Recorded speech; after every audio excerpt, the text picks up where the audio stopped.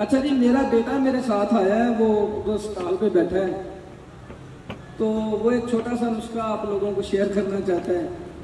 मैं उसको भी दावत देता हूँ कि वो मोहम्मद सदीक स्टेज पे आए और आके जो है ना वो नुस्खा शेयर करें।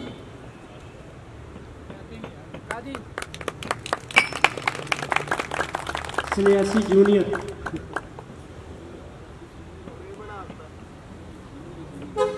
नहीं बनाता।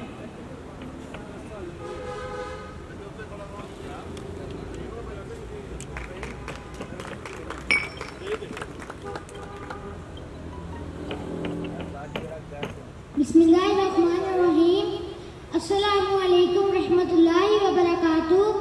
सबसे पहले मैं अपने पापा हकीम फ़हीम सन्यासी का शुक्रिया अदा करना चाहूँगा, जिन्होंने मुझे स्टेज पर आने का मौका दिया और सब लोगों को इस सेमिनार की मुबारकबाद देता हूँ।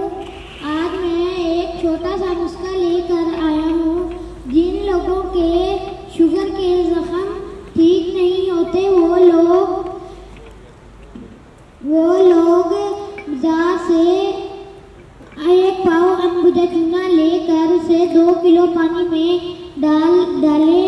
जब चूना ठंडा हो जाए तो इसका नितरा हुए पानी से जख्म धोकर ऊपर कित्ता लगा लें। 1 से 2 हफ्ते में जख्म ठीक होगा।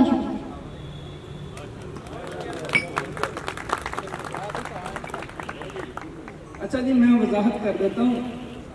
ये हमारा एक आजमूदा नुस्खा था कि जिन लोगों के शुगर के जख्म ठीक नहीं होते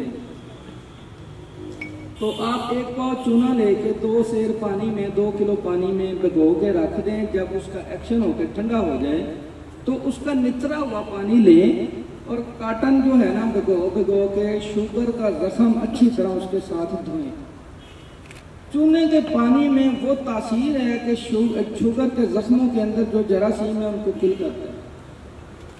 तो उसको धो के साफ करें और ये पान छाप में जो कत्था मिलता है ना, बना हुआ कत्था, वो ऊपर लेप कर दें। 24 घंटे के लिए खुला छोड़ दें। अगले दिन फिर उसी तरीके से चूने के पानी से धोएं और कत्था लगाएं।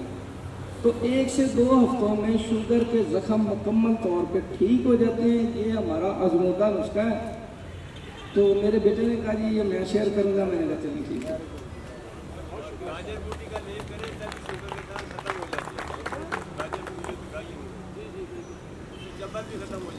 अभी